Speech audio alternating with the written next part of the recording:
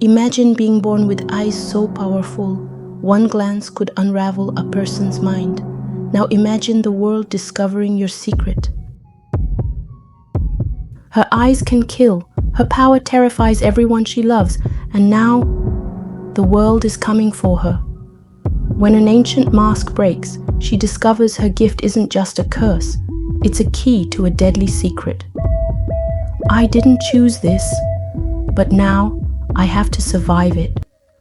Nora was born on the night of the red moon, a night whispered about in fear and cloaked in superstition.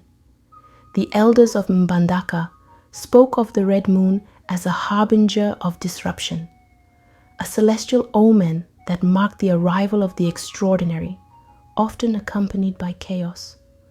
When Nora's first cries pierced the silence of the small clinic, they seemed to carry an unsettling force.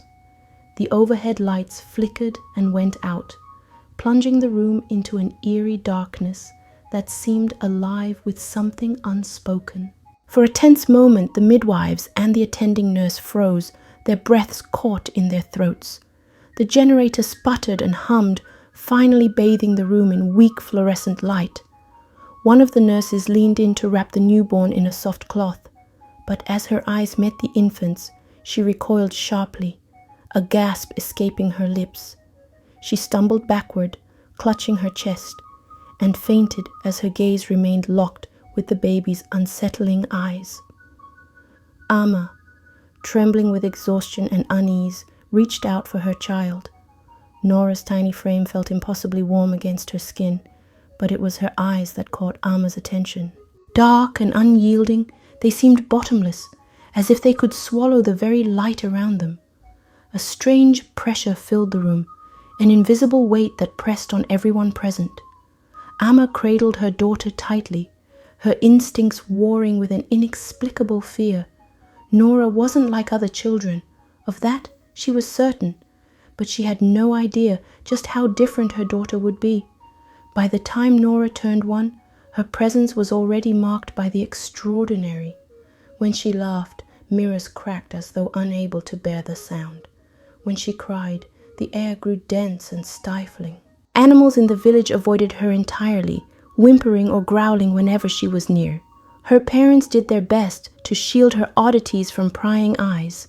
But then, one fateful day, a neighbor who had dared to stare into Nora's eyes for too long disappeared without a trace. The whispers in the village grew louder after that.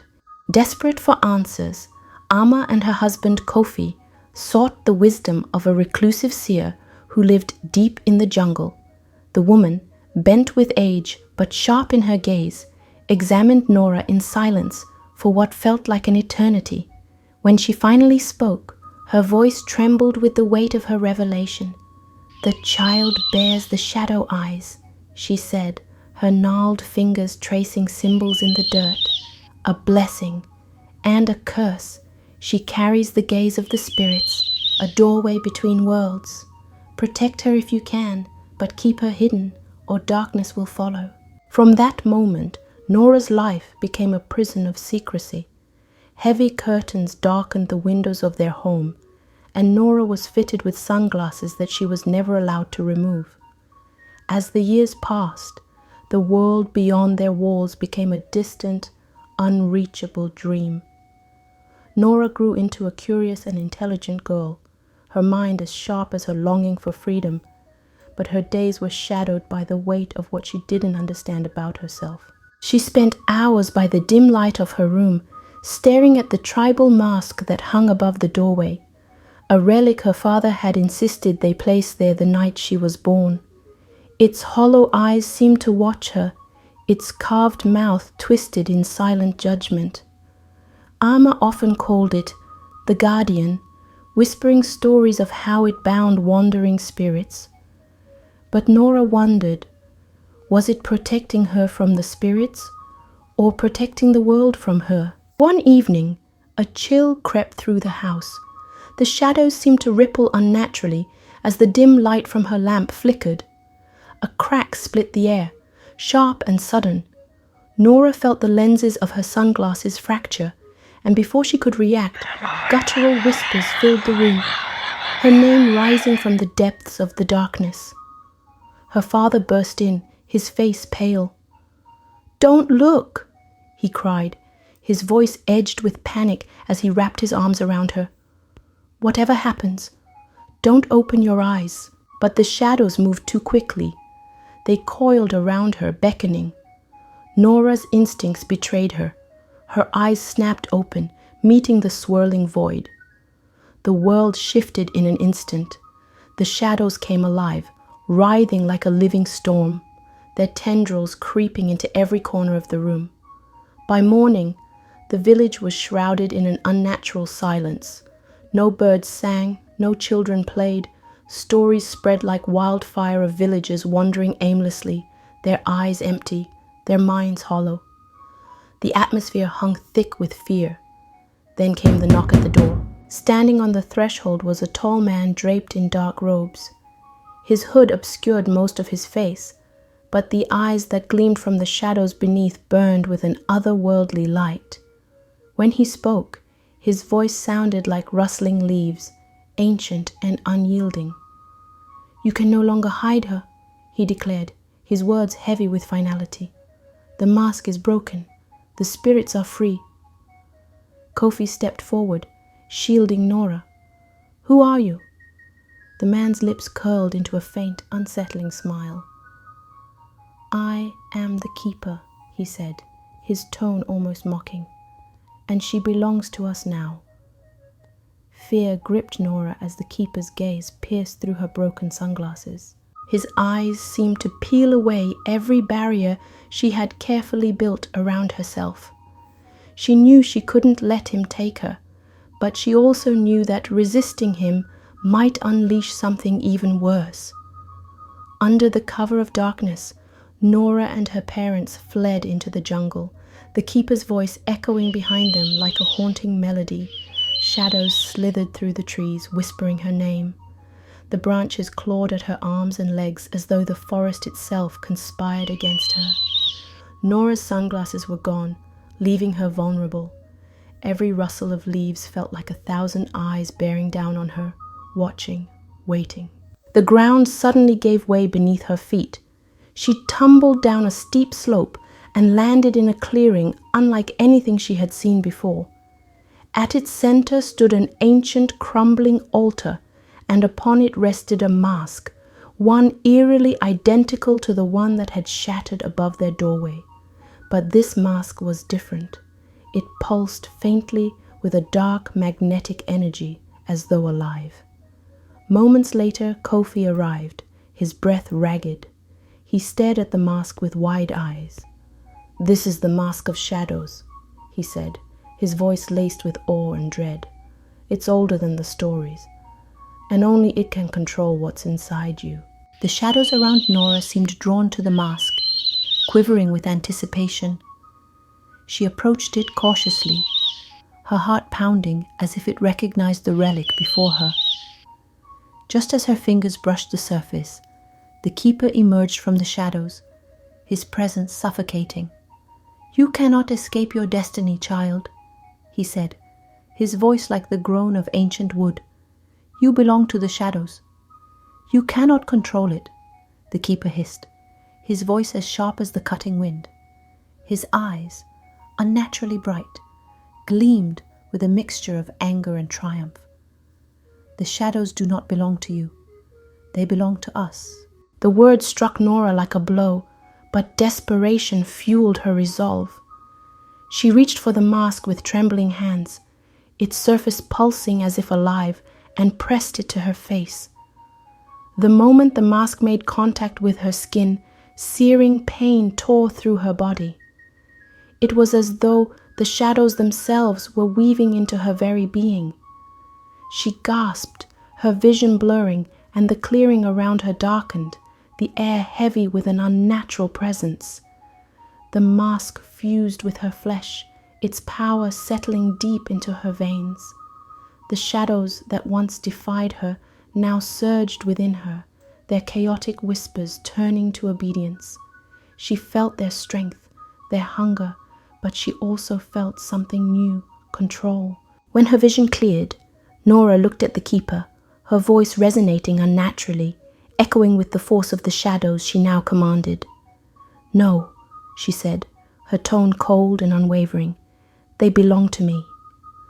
The shadows obeyed her will, lashing out like living creatures. They engulfed the keeper, wrapping around him in an unrelenting tide. He screamed, his voice twisted with terror and pain, but the sound was quickly swallowed by the darkness.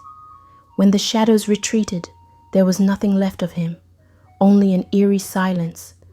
Nora stumbled, her hands trembling as she reached for the mask. She pulled it away with effort, the edges still glowing faintly, and dropped it to the ground. Her breaths came in ragged gasps as the shadows around her quieted, retreating back into her. Her parents approached cautiously, their faces pale with awe and fear. "Nora," her father said, his voice unsteady, "what have you done?" Nora looked down at her hands, dark tendrils of shadow curling and fading as she willed them away. Her voice wavered as she replied, "I saved us." But even as she said the words, doubt crept into her heart. The power coursing through her veins was intoxicating, but it felt vast and unyielding. What if they control me?" Before her father could answer, a distant sound rose through the jungle, a low, rhythmic chant. The air grew thick, vibrating with an ominous energy. Shadows shifted as figures began to emerge from the trees, cloaked in dark robes that seemed to blend with the surrounding night. Their faces were hidden, their movements synchronized and deliberate. "They're here," her mother whispered, pulling Nora close. The figures stopped at the edge of the clearing, forming a semicircle around the broken pieces of the first mask and the mask now fused with Nora. One of them stepped forward, his robe embroidered with patterns identical to those on the mask. He moved with an air of reverence, bowing low before Nora. "You wear the mask of shadows," he said, his voice deep and melodic. "You are the vessel." Nora's heart raced. She stepped back, her fists clenched. "I'm not your vessel," she snapped, her voice firm despite her fear. The man tilted his head, unfazed. "You misunderstand," he said. "The mask does not make you the vessel. Your birth did." The weight of his words struck like a hammer. Her parents froze, their faces a mixture of confusion and horror. "What are you talking about?" her father demanded. The man's calm gaze shifted to Kofi, then back to Nora. "She was born with the shadows," he explained. "The mask is merely a conduit for her power. She is not cursed by it. She is its origin, its host." Nora's chest tightened as the realization settled over her. Every whisper, every shadow that had clung to her since birth wasn't just attracted to her. They were hers. She wasn't fighting against them. They were an extension of her very being. The man dropped to his knees, and behind him, the other cloaked figures followed suit. "We have come to serve you," he said solemnly, "and to warn you." Nora frowned. "Warn me of what?" The man opened his mouth to respond, but before he could speak, a sharp cry pierced the air. One of the robed figures collapsed, a dagger buried deep in their back. Chaos erupted as masked assassins descended from the trees, their blades gleaming in the faint light. Nora's parents grabbed her, pulling her toward the safety of the jungle, but the robed man shouted, "Protect the vessel!" The remaining cultists formed a defensive circle around the clearing, but they were no match for the assassins. Branches tore at Nora's arms as she and her parents fled deeper into the jungle. The shadows inside her stirred, begging to be released. She clenched her fists, refusing to let them take control, but the assassins were closing in. Hours later, they stumbled into a cave hidden behind a dense wall of vines. Her mother tended to Kofi's bleeding arm, her hands trembling. Nora sat at the cave's entrance, her mind racing. The shadows pulsed within her, insistent and hungry. She fought against them, But their presence was undeniable. The sound of approaching footsteps shattered the fragile quiet. A figure emerged from the jungle, a man clad in black armor, his presence cold and commanding. He carried a blade that glinted faintly, dripping with rainwater. "Come with me," he ordered, his voice devoid of emotion. Nora rose slowly, her eyes narrowing.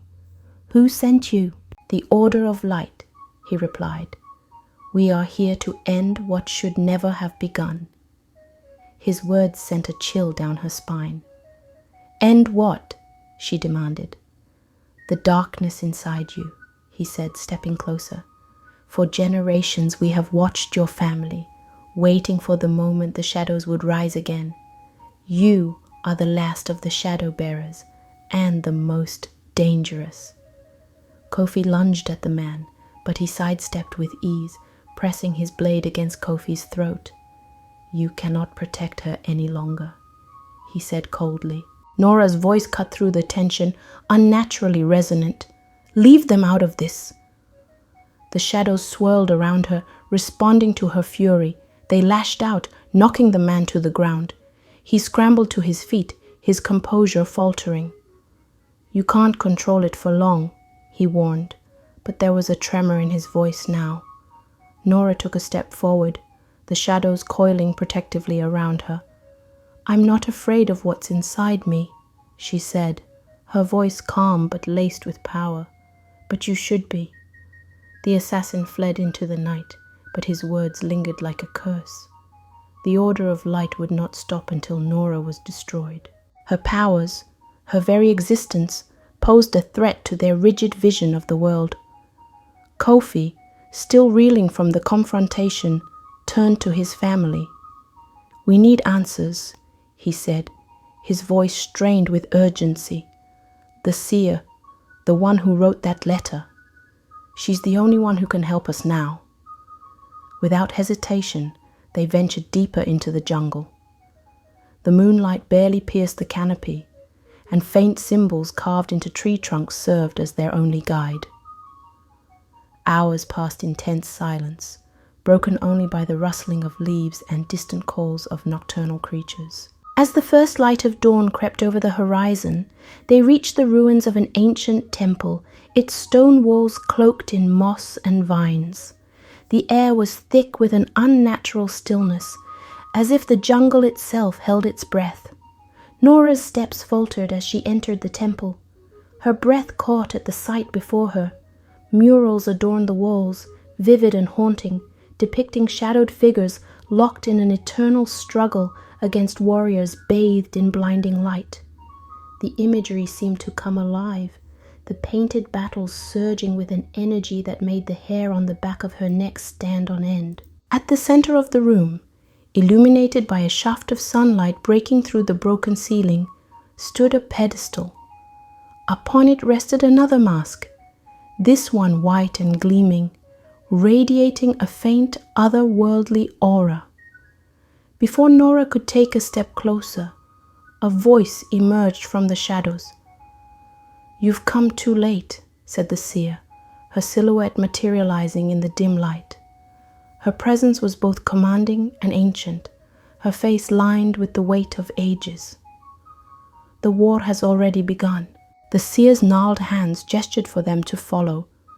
She led them deeper into the temple, where flickering torches illuminated relics of battles long forgotten, broken swords, shattered shields, and fragments of masks, both light and dark. The air was heavy with history, and the shadows seemed to hum with anticipation. The Order of Light seeks to destroy what it doesn't understand, the seer explained, her voice a low melodic cadence. But the shadows are not evil, they are balance. Without them, the light will consume everything, leaving nothing but desolation. Nora's chest tightened as her gaze flicked to the murals once more. The figures of light in the artwork no longer seemed benevolent. Their radiance was blinding, their presence suffocating. "Then why do they fear me?" she asked, her voice barely above a whisper. The seer's dark eyes fixed on her. Because you are not bound to either side, she said. You are something new, both shadow and light. The balance between them rests within you, but it is fragile. Nora's attention returned to the white mask on the pedestal. Its surface seemed to ripple faintly, as if reacting to her presence. "And this?" she asked, her voice tinged with both curiosity and dread. The seer approached the mask, her expression solemn. "It is the mask of light," she replied. "It holds the power to counter the shadows, but it can also corrupt them if worn by the wrong soul." The weight of her words hung heavy in the air. Nora hesitated, a knot forming in her stomach. What if I'm the wrong soul? The seer's lips curved into a faint, bittersweet smile. Then the world ends. As the sun dipped below the horizon, casting the temple in shadows once more, Nora and her family prepared to leave. The seer's cryptic warnings echoed in her mind, intertwining with the growing unease in her chest. The jungle outside felt alive, its whispers louder now, more insistent. Nora sensed it before she saw it, a cold presence behind her. She turned slowly to find her father standing by the pedestal, the mask of light in his trembling hands. "Dad?" she called softly, stepping toward him. His eyes were distant, unseeing, and shadows swirled unnaturally around his body. "I'm sorry, Nora," he whispered, his voice laced with anguish. "I thought I could protect you, but I was wrong." Before she could stop him, Kofi placed the mask over his face. The reaction was immediate and violent. Light erupted from him in a blinding wave, throwing Nora and her mother to the ground. The force pushed the shadows away, their tendrils retreating like frightened creatures. But then came the scream, an agonized, soul-piercing cry as the light began consuming him from within. "Dad, stop!" Nora cried, scrambling to her feet, but it was too late.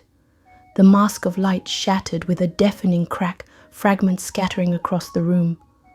Kofi collapsed, his body trembling as smoke rose from his skin.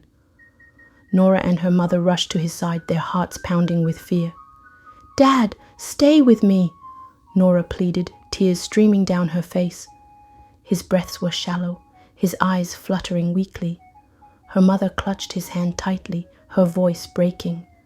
The light, it was too strong. It wasn't meant for him. Nora's hand shook as she felt the shadows stir within her once more. They whispered, coiling around her fingers, urging her to act. "This is my fault," she whispered, her voice cracking with guilt. "No," came the seer's voice from the shadows. She stepped forward, her expression darkened with grief. "It's the mask's fault. The light and shadows are not meant to mix. The balance cannot be forced. It must be chosen." Nora turned her gaze to the shattered pieces of the mask, their once brilliant glow now dull and lifeless. "Then why do they exist?" she asked, her voice trembling with frustration.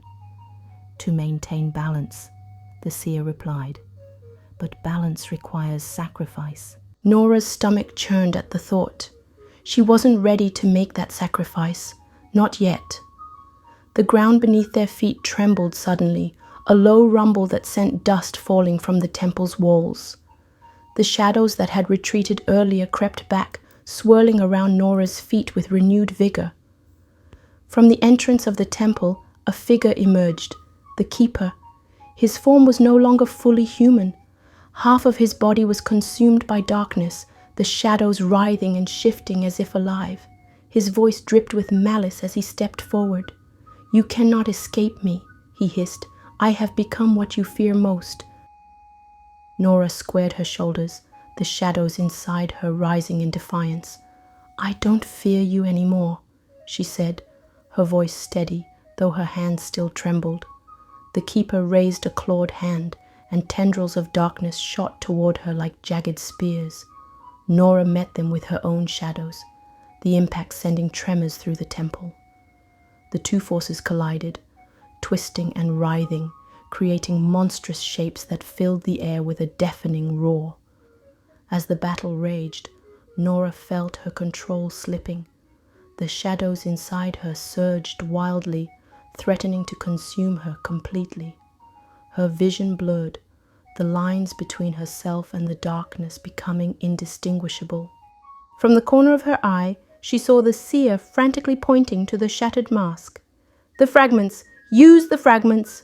she shouted. Desperate, Nora grabbed the largest piece of the mask of light and pressed it to her chest. Pain exploded through her body as the remnants of light and shadow merged within her, creating a storm of energy that threatened to tear her apart. The keeper staggered back, shielding his eyes. "What are you doing?" he demanded, his voice filled with fear for the first time. Nora's voice resonated with both shadow and light, a harmony that shook the air around her. "Becoming what I was meant to be." With a final shattering cry, she unleashed the full force of her power. Light and darkness intertwined, surging toward the keeper in a blinding wave. He screamed as the energy engulfed him, his form disintegrating into nothingness. As silence fell, Nora collapsed to the ground, her energy completely drained. Her father stirred weakly nearby, and her mother rushed to his side, relief etched into her face. But Nora could not celebrate. Her hands trembled, the echoes of the battle still coursing through her.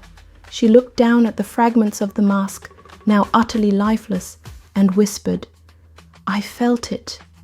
The power. It wanted more." The seer knelt beside her, her expression somber. "Power always wants more," she said quietly. "That is why it must be balanced." Nora looked up, her voice barely audible. "And if I lose that balance?" The seer's gaze was heavy with foreboding. "Then the shadows will take everything."